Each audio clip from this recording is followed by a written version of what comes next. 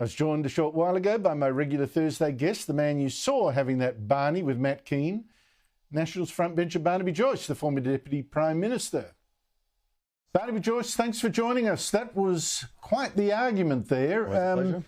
I have to say, are you concerned, as I am, by Matt Kean's apparent conflict of interest? He says it'll be managed, there are regulatory frameworks, etc., etc. But to me, I don't know, it doesn't look right.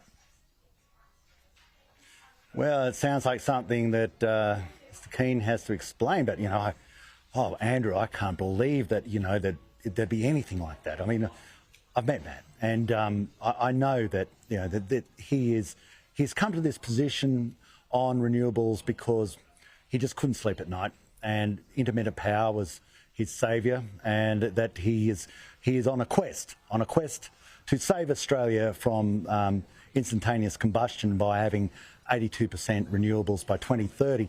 And of course, I thought that he'd be buying maybe country underneath the transmission lines, property, buying farms where the swindle factories are going to be in front of them, so he could see his virtue every morning when he woke up and had his Wheaties, just look at them. And if the transmission lines can go just near his house, I would understand that. I'm sure that's going to be his next investment into swindle factories and to make sure that his house is fully in front of their soon-to-be obsolete trash.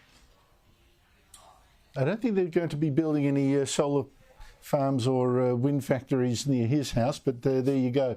Matt Kean was waving around like it was, he was citing the CSIRO report, right? This is a holy writ, that the CSIRO report said no go to nuclear, it was far too expensive, even though, as I've just demonstrated, that CSIRO report has been widely debunked as underestimating the power generation of a nuclear power plant, overestimating the power generation of solar and wind, and not giving the benefit of the nuclear power plants lasting 2 or 3 times longer than the wind and solar factories he was comparing them to.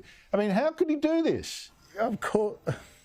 Well, as you know, in the Gospel, there's Matthew, Mark, Luke, John, and the CSIRO report. I mean, you just got to accept it as gospel. Now, the problem with this report, of course, is it comes from a country that doesn't have nuclear power. And AEMO doesn't have nuclear power. It's not in Australia, which is what the A stands for. So what we have is a piece of paper, sort of like Peace in Our Time, and we have therefore all these other countries: Finland, France, England, the United Arab Emirates, Czechoslovakia, China, Russia, Canada, United States, India, Pakistan. See, as you know, they're all crazy. They invested in nuclear power because they've lost their marbles. And what we're going to have is that CSIRO report going overseas and saying, you silly boys, can't you see that Australia says that what you're doing, even though your power is cheaper than ours, is unviable? Now, what I would challenge the government to do is, if you believe the CSIRO report is embellished with well, it is an embellishment, but it is the absolute truth, then why do you need prohibitions on nuclear? Why don't you just remove it? And if anybody goes to invest in nuclear, you can say, I've got a piece of paper that says it doesn't work. But of course, they don't do it. And this is the hypocrisy of it. They come out and say, we've got a report that's absolutely rock solid, says it's unaffordable, but we've also got a law to make sure you can't even contemplate doing it. Well, I don't get that bit either. I mean, if it really is so terrible, like you've said too, lift the ban and let the market decide. What is it with the ban? That's the really interesting thing. I want to get to this one, Barnaby. We heard you say that you were arguing, and I'm sure you were arguing in the previous 9 years of the coalition government to go to nuclear.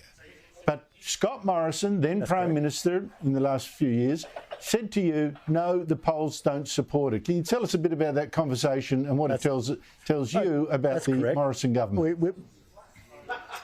Most definitely. I had a meeting with the then Prime Minister Scott Morrison, and I said, I was pushing for nuclear, and he said, well, look, here's the polling, and it's not popular. Now, my view is that the art of politics is to lead the polling, not follow the polling. And I'm not trying to be sort of holier than thou then, but I think it's very honest when people ask you an honest question to give them an honest answer, and that is an honest answer. Now, we've continued on with that pursuit, lobbying for nuclear power, and a great credit must go to so many people such as David Gillespie, the Nationals in general. David Littleproud's done a lot of work in that space, and of course Matt Kean, who's been brilliant, and I did my part.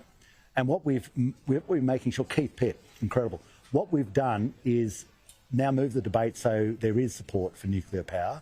And as people, most cogent people say, as I hear new facts and they're different to what I knew, I change my mind, what do you do? And people have changed their mind, and now we're seeing an overwhelming move towards support of nuclear power. Just so people know, we're talking that in the past we had black rocks that boiled water that created steam that turned a turbine, coal, and now we've got a different rocks that boils water that creates steam that turns a turbine, like they do in so many other countries that have vastly cheaper power than us. And I'll give you a working example of a country that started going down the intermittent power path and shut down their nuclear power plants. It's Germany, and their power price last year was 41% higher than the rest of Europe. So there's a working example of where Australia's off to, and unless the Australian people say enough of this madness, we want to make sure that poor people are not impoverished further, humiliated further, that we actually have a manufacturing industry, that we, in a nation that has to become as powerful as possible, as quickly as possible, we don't make ourselves powerless, and you cannot run a full-time economy on part-time power. Let's get some sanity back into this debate. Unless we do that, we're going to head off a cliff.